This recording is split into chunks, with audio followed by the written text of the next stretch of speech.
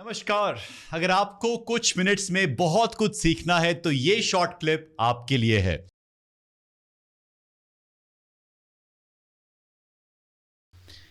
एक डिज्नी की मूवी है सोल और कोको के नाम से। जो डॉग है वो रूहानी फरिश्ता कहते हैं उसको। एंड आई कुड रिलेट कि हमारे एक अंतिम संस्कार जब हो जाता है तो उस एक श्राद्ध के टाइम पे भी जो कुत्ता है या जो गाय है उसे रोटी खिलाते हैं, उसे खाना खिलाते हैं। तो there has some relevance of a dog और इवन कौवे को खिलाते हैं। तो इसका कोई रिलेशन होगा जो मुझे नहीं पता। आपको कुछ इस बारे में आइडिया है? कौवे का तो काकभूषणी से सीधे सीधे का कनेक्शन है। काकभूषणी एक हमारे कैरेक्टर हैं हमारे पुराणों में, जो अभी तक 18 बार महाभारत और 21 बार रामायण देख चुके हैं।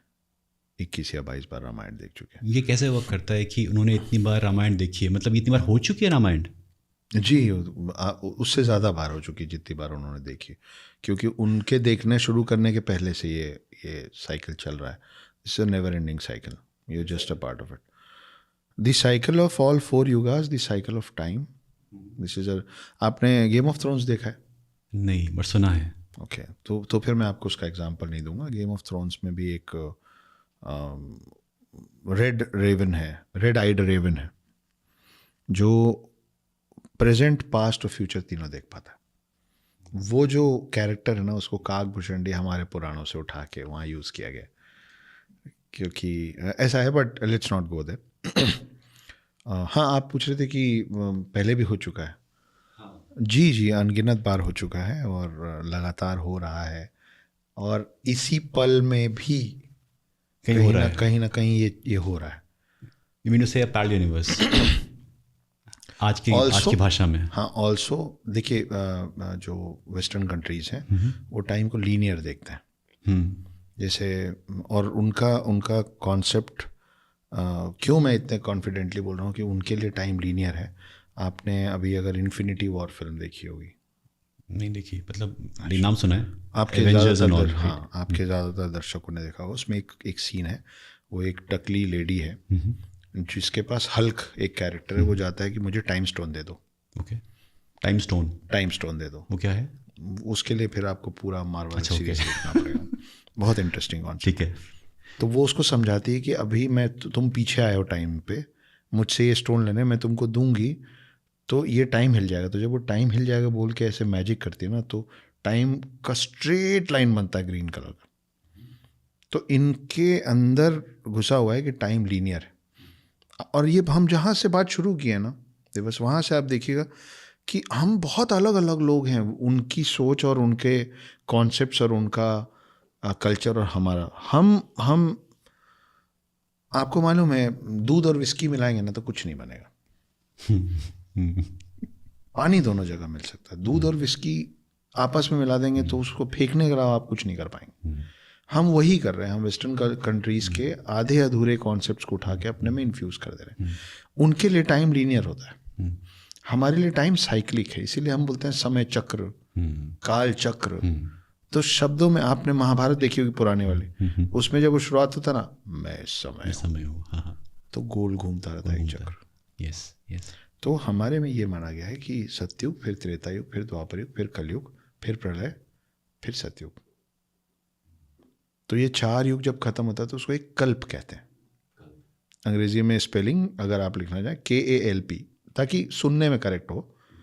कल्प लोग गलत उच्चारण ना करें, कल्प। ये कल्प एक के बाद एक बार बार चलता रहता है, ये ख़त्म नहीं होता। और इसको सपोर्ट करती हुई एक कहानी तो मैं सुना ही सकता हूँ, कि जो मैं पहले भी सुनाया हूँ, लेकिन इंटरेस्टिंग है, लोगों को मज़ा आता है। आपके कुछ नए दर्शक भी होंगे जो मुझसे पहली बार मुखातिब हो रहे होंगे।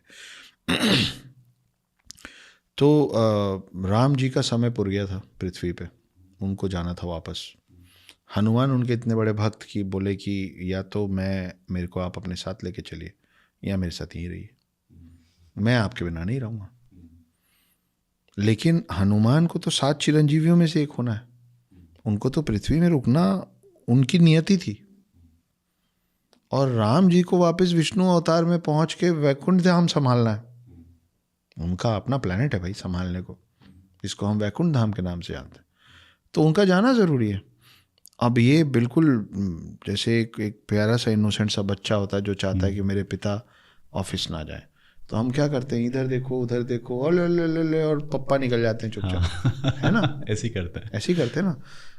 तो राम जी क्या किए, राम जी ने अपनी एक अंगूठी निकाली, एक ज़मीन पे क्रैक बनाया और उसमें वो अंगूठी को गिरा दी और बोला उप्स, हनुमान मेरी अंगूठी लेके आइए।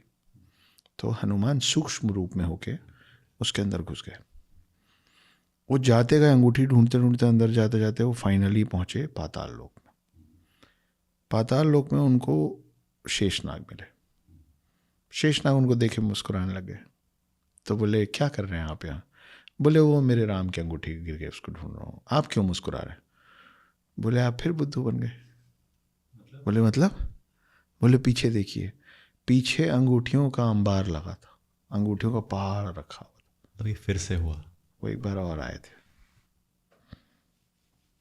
अब शेषनाग ही क्यों मिले और शेषनाग को ही क्यों ये पता था?